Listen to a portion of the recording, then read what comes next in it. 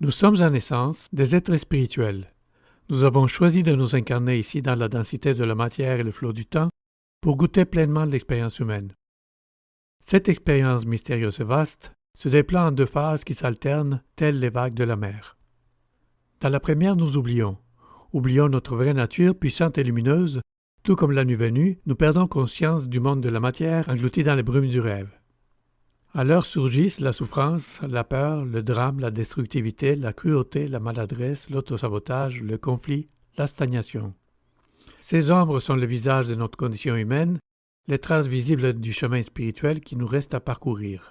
À chacun de nous, cette aberration, cette tendance à la contraction s'infiltre dans nos vies, parfois à notre insu.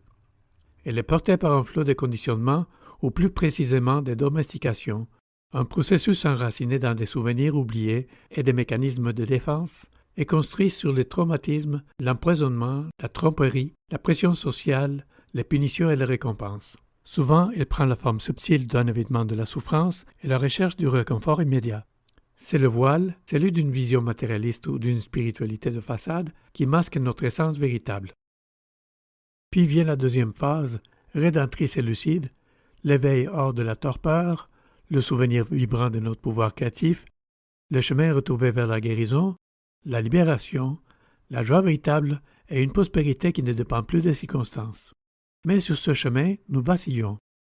Nous alternons entre le sommeil de l'oubli et la clarté fugace de l'éveil, car la conscience de notre puissance créatrice n'est jamais permanente, jamais acquise. Il nous arrive à tous de nous perdre dans cette hypnose collective que les traditions appellent voile d'illusion, rêve, maya, samsara, inconscient collectif ou plus récemment la matrice. Une ignorance passagère de notre nature profonde qui prend corps tout particulièrement au creux de nos liens dans la danse de nos relations. L'un de mes héros, Gay Hendricks, a dit ceci: « La relation intime est en elle-même le chemin spirituel ultime. Les interactions au sein de la relation nous montrent ce que nous avons le plus besoin d'apprendre pour que notre croissance spirituelle devienne réelle. Sans l'engagement d'apprendre de chaque instant relationnel, des années de méditation et de thérapie n'apportent qu'un véritable changement au bien-être. » Fin de la citation. Mais quand je parle de relations intimes, je ne pense pas seulement aux liens de couple.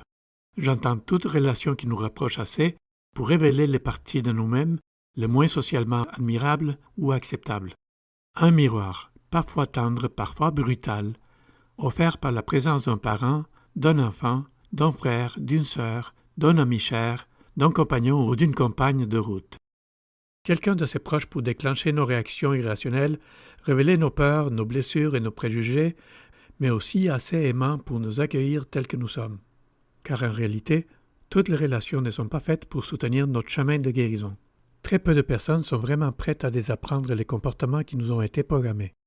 Nous devons distinguer entre le pardon et la confiance, entre la défense inutile et l'affirmation authentique de soi.